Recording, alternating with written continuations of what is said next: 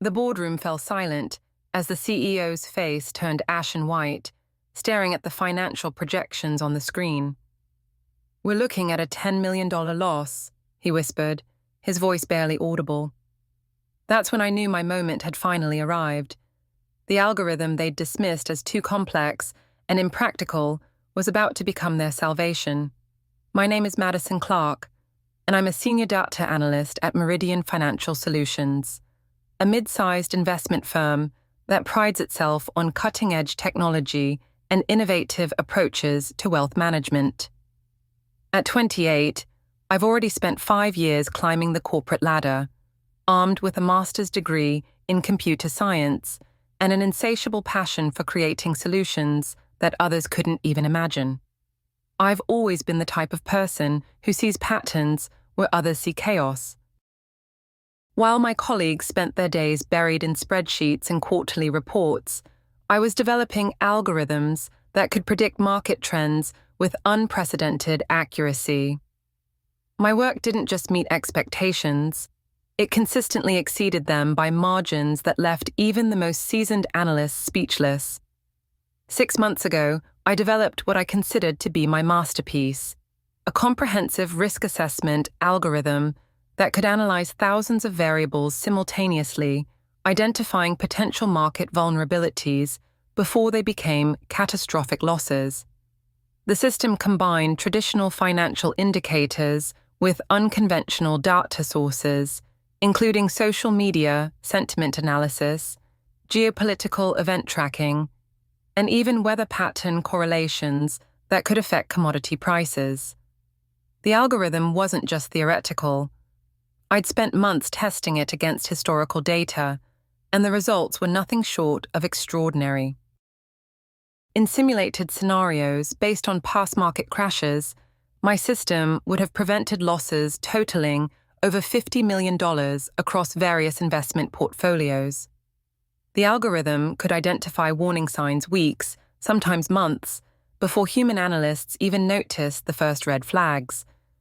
But when I presented my findings to the executive team, the response was disappointingly predictable. David Morrison, our chief technology officer, barely glanced at my presentation before dismissing it as overly ambitious. Margaret Stevens, the head of risk management, questioned whether the algorithm was too complex for practical implementation. Even my direct supervisor, Thomas Henderson, seemed more interested in checking his phone than understanding the revolutionary potential of what I'd created. "Madison, we appreciate your enthusiasm," Morrison had said, his tone dripping with condescension. "But we need to focus on proven methodologies. This company has thrived for 20 years using traditional risk assessment models, and we're not about to abandon them for some experimental algorithm." The rejection stung more than I cared to admit. I'd poured my heart and soul into this project, working late nights and weekends, sacrificing my social life and personal relationships. I'd even used my own resources to rent additional computing power for the more complex calculations. Yet here I was, being dismissed as if I were a fresh graduate presenting a college project. What made the situation even more frustrating was watching my colleagues receive recognition for far less innovative work. Just the previous month, James Patterson had been promoted to senior risk analyst after developing what he called a revolutionary spreadsheet template that was nothing more than a slightly modified version of existing tools. Meanwhile, my algorithm, which could potentially save the company millions, was relegated to a forgotten folder on the company server. The weeks following my presentation were particularly challenging. I watched as the executive team made decisions based on outdated models and incomplete data, knowing that my algorithm could provide insights that would dramatically improve their outcomes. But I'd been effectively silenced, my credibility undermined by their dismissal of my work. I considered leaving Meridian Financial Solutions multiple times during those dark weeks. Headhunters called regularly, offering positions at competing firms that promised better recognition and advancement opportunities. But something kept me rooted in place, a stubborn determination to prove that my vision was not only valid but essential. During this period, I continued refining my algorithm in secret, using my personal time to enhance its capabilities and expand its analytical scope. I incorporated new data sources, improved the machine learning components, and developed more sophisticated prediction models. What started as a comprehensive risk assessment tool evolved into something far more powerful, a complete market intelligence system that could anticipate and prevent financial disasters. The algorithm's core strength lay in its ability to process vast amounts of seemingly unrelated information and identify subtle correlations that human analysts would never notice. It could detect patterns in congressional voting records that might affect healthcare stocks, analyze satellite imagery to predict agricultural yields, and even monitor executive travel patterns that might signal upcoming mergers or acquisitions. I tested the enhanced algorithm against recent market events, including the unexpected collapse of a major cryptocurrency exchange and the sudden devaluation of several emerging market currencies. In every case, my system would have provided advance warning, allowing investors to protect their portfolios or even profit from the volatility. But despite these impressive results, I remained trapped in my current position, watching less capable colleagues advance while my innovations gathered digital dust. The frustration was eating away at me, transforming my passion for financial analysis into a bitter resentment toward the company that refused to recognize my potential. Then, on a seemingly ordinary Tuesday morning in October, everything changed. I arrived at the office to find an unusual level of activity in the executive wing. Hushed conversations filled the corridors, and I noticed several senior managers huddled around computer screens, their faces etched with concern. The first hint of trouble came during the morning team meeting. Henderson, usually composed and confident, seemed distracted and nervous. His usual briefing about client portfolios and market conditions was shortened, and he avoided making eye contact with anyone in the room.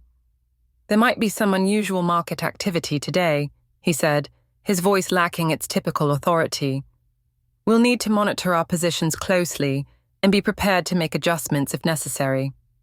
But as the day progressed, it became clear that this was no ordinary market fluctuation. By lunchtime, several major indices had dropped significantly, and news reports were beginning to hint at a broader financial crisis involving one of our largest institutional clients. The crisis centered around Consolidated Manufacturing Group, a massive industrial conglomerate that represented nearly 15% of our total assets under management. CMG had been considered one of the most stable and reliable investments in our portfolio, a blue-chip stock that had provided steady returns for decades. But beneath the surface, CMG had been engaging in increasingly risky financial practices, including complex derivatives trading and leveraged buyouts that had stretched their balance sheet to dangerous limits. The company had managed to hide these activities through sophisticated accounting techniques and offshore subsidiaries, but the house of cards was finally beginning to collapse. The first domino fell when CMG announced that they were facing a major lawsuit from environmental regulators, with potential damages exceeding $2 billion. This news alone would have been manageable, but it triggered a cascade of other revelations. Credit rating agencies began downgrading CMG's bonds, banks started calling in loans, and institutional investors began dumping their positions in panic. Within hours, CMG's stock price had plummeted by nearly 40%, and the ripple effects were spreading throughout the financial sector. Companies that had business relationships with CMG saw their own stock prices decline, and market confidence was evaporating rapidly. For Meridian Financial Solutions, the crisis represented an existential threat. Our client portfolios held hundreds of millions of dollars in CMG stock and related investments. If the company continued to collapse, we would face massive losses that could potentially destroy our reputation and financial stability. I watched the unfolding disaster with a mixture of horror and fascination. My algorithm had been detecting warning signs about CMG for months, identifying patterns in their financial filings, executive communications, and subsidiary activities that suggested hidden risks. The system had flagged the company as a potential problem as early as 6 months ago, but since my work had been dismissed, no one had acted on these insights. As the afternoon wore on, the panic in the office became palpable. Emergency meetings were called, and I could see senior executives rushing between conference rooms, their faces grim and determined. Phone calls were made to major clients, attempting to reassure them that the situation was under control, but the tremor in the speakers' voices suggested otherwise. By late afternoon, the scope of the crisis had become clear. Meridian Financial Solutions was facing potential losses of over $10 million, representing nearly 20% of our total capital. Several major clients were already threatening to withdraw their investments, and rumors were circulating that the company might be forced to declare bankruptcy. That's when Morrison made the announcement that would change everything. Standing before the assembled staff, his usual arrogance replaced by barely concealed desperation, he outlined the severity of the situation and called for immediate action. "We need all hands on deck," he said, his voice strained. "Anyone with ideas about how to minimize our exposure or identify other potential risks needs to speak up immediately. This is not the time for conventional thinking." The irony was not lost on me. The same executives who had dismissed my unconventional approach 6 months earlier were now begging for exactly the kind of innovative thinking they had previously rejected. But I wasn't about to let this opportunity slip away. I raised my hand, and Morrison's eyes focused on me with a mixture of hope and skepticism. "Madison, do you have something to contribute?" "I have an algorithm," I said, my voice steady despite the adrenaline coursing through my veins. "It's designed to identify exactly these kinds of risks before they become catastrophic.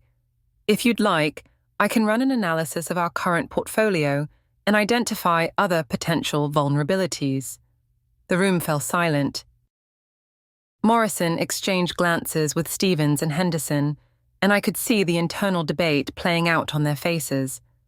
They knew they had dismissed my work before, but they also knew they were running out of options. "How long would this analysis take?" Morrison asked, his tone more respectful than I'd ever heard from him. "Give me 2 hours," I replied, already calculating the processing time required for a comprehensive portfolio scan. "I'll need access to our complete client database and real-time market feeds." Morrison nodded grimly. "You have whatever you need. Stevens, Henderson, give Madison full access to all systems and data. We can't afford to overlook any potential solutions." I practically ran to my workstation, my mind racing with possibilities. This was my moment, the opportunity I'd been waiting for to prove that my vision was not only valid, but essential. I began uploading my algorithm to the company's main servers, configuring it to analyze our entire portfolio of investments. The algorithm worked exactly as I had designed it, processing vast amounts of financial data and identifying patterns that human analysts would never notice. Within the first hour, it had confirmed my earlier suspicions about CMG and identified several other companies that showed similar warning signs. But more importantly, the algorithm had developed a strategy for minimizing our losses. By analyzing market correlations and identifying companies that were likely to benefit from CMG's collapse, it had created a rebalancing plan that could potentially turn our crisis into an opportunity. The results were nothing short of extraordinary. The algorithm identified 12 companies that were positioned to benefit from CMG's downfall, including competitors that would gain market share and suppliers that would find new customers. It also pinpointed several commodity investments that would likely increase in value as CMG's manufacturing capacity was reduced. More critically, the algorithm had identified 3 other companies in our portfolio that showed similar risk patterns to CMG. By divesting these positions immediately, we could avoid additional losses that might otherwise have blindsided us in the coming weeks. I printed out the analysis and rushed to the executive conference room, where Morrison, Stevens, and Henderson were huddled around a computer screen, trying to manually assess our risk exposure.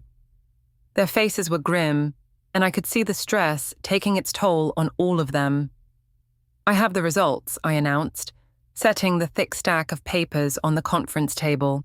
"The algorithm has identified a complete risk mitigation strategy." Morrison looked up from his screen, his eyes focusing on the papers with desperate hope. "What are we looking at?" I launched into my presentation, explaining how the algorithm had not only identified the CMG crisis in advance, but had also developed a comprehensive plan for minimizing our losses and potentially generating profits from the situation. I showed them the correlation analyses, the predictive models, and the recommended portfolio adjustments. As I spoke, I watched their expressions change from skepticism to amazement. Stevens, who had questioned the algorithm's practicality, was now taking detailed notes and asking technical questions about the underlying methodology. Henderson, who had barely paid attention to my original presentation, was now hanging on every word. But the real validation came when we implemented the algorithm's recommendations. Working through the night, we executed the suggested trades, divesting our positions in the high-risk companies and reallocating our investments according to the algorithm's projections. The results were immediate and dramatic. While other investment firms were hemorrhaging money as the CMG crisis expanded, Meridian Financial Solutions was not only protecting its clients' investments, but actually generating profits. The companies that the algorithm had identified as beneficiaries of CMG's collapse saw their stock prices surge exactly as predicted. By the end of the week, what had initially appeared to be a $10 million loss had been transformed into a $2 million gain. Our clients, who had been preparing for the worst, were instead celebrating unexpected profits. The financial media began reporting on our miraculous recovery, and other investment firms started calling to ask about our risk management strategies. The transformation in how I was perceived within the company was equally dramatic. Morrison, who had dismissed my work as overly ambitious, was now calling me a visionary and a game changer. Stevens, who had questioned the algorithm's practicality, was now asking me to develop additional tools for other departments. But the real surprise came the following Monday morning when I was called into the CEO's office. Richard Hartman, a man I'd only seen from a distance during company meetings, was waiting for me with a smile that seemed genuinely warm, rather than politely professional. "Madison," he said, gesturing for me to sit across from his desk, "I think it's time we had a serious conversation about your future with this company." What followed was a discussion that exceeded even my most optimistic expectations. Hartman explained that the board of directors had been briefed on my role in resolving the crisis, and they were unanimously impressed by both the technical sophistication of my algorithm and the strategic thinking behind its implementation. "We're creating a new position," Hartman said, leaning forward with obvious enthusiasm. "Director of Predictive Analytics. We want you to lead a team that will develop and implement advanced algorithms across all of our investment strategies." The promotion came with a substantial salary increase, a generous bonus, and equity participation that would make me a genuine stakeholder in the company's future success. But more importantly, it represented the recognition and validation that I'd been seeking for years. The irony of the situation was not lost on me.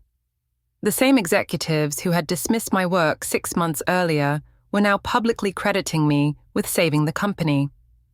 Morrison, who had barely glanced at my original presentation, was now telling reporters that my algorithm represented the future of financial analysis. But perhaps the most satisfying moment came during the company's quarterly meeting, when Hartman announced my promotion to the entire staff. The applause was genuine and enthusiastic, and I could see the respect and admiration in my colleagues' eyes. Madison Clark's innovative thinking and technical expertise have not only saved this company from a potential disaster, Hartman said, his voice carrying to every corner of the packed auditorium. They've also positioned us to be leaders in the next generation of financial technology. As I stood to acknowledge the applause, I caught sight of Patterson, the colleague who had been promoted ahead of me for his revolutionary spreadsheet template.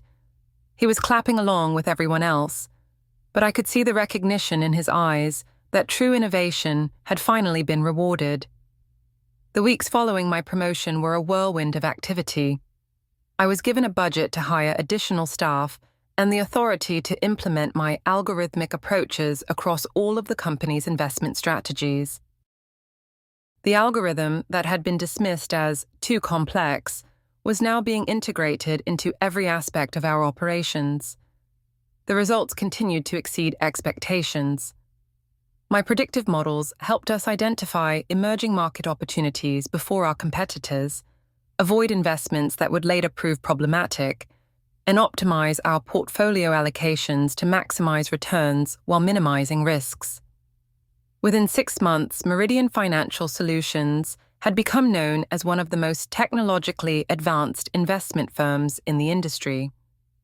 We were regularly featured in financial publications, and other companies were trying to recruit our staff to learn our methods. But the real validation came when I received a call from Dr. Amanda Foster, the head of the Financial Technology Institute at Stanford University. She had been following our company's remarkable turnaround and wanted to discuss the possibility of collaborating on research projects. "Your algorithm represents a genuinely innovative approach to financial analysis," she said during our phone conversation. "We'd like to explore the possibility of developing additional applications for academic research." The collaboration with Stanford led to speaking engagements at major financial conferences, where I had the opportunity to share my insights with industry leaders from around the world. The same ideas that had been dismissed as impractical were now being hailed as revolutionary breakthroughs. Looking back on that crisis 6 months later, I realized that my moment of vindication came not just from the success of my algorithm, but from the broader recognition that innovative thinking requires courage and persistence. The executives who had initially dismissed my work weren't necessarily wrong to be cautious about untested approaches, but they had failed to recognize the difference between genuine innovation and mere novelty. My algorithm succeeded not because it was complex or technologically sophisticated, but because it was based on a fundamental understanding of how financial markets really work. While my colleagues were analyzing historical data and following conventional wisdom, I was looking for the underlying patterns that drive market behavior. The $10 million loss that never materialized became a symbol of the value of thinking differently. But more importantly, it represented the importance of perseverance in the face of initial rejection and the willingness to continue developing ideas even when others don't immediately recognize their potential. Today, as I lead my team of analysts and developers, I make sure to listen carefully to unconventional ideas and encourage innovative thinking.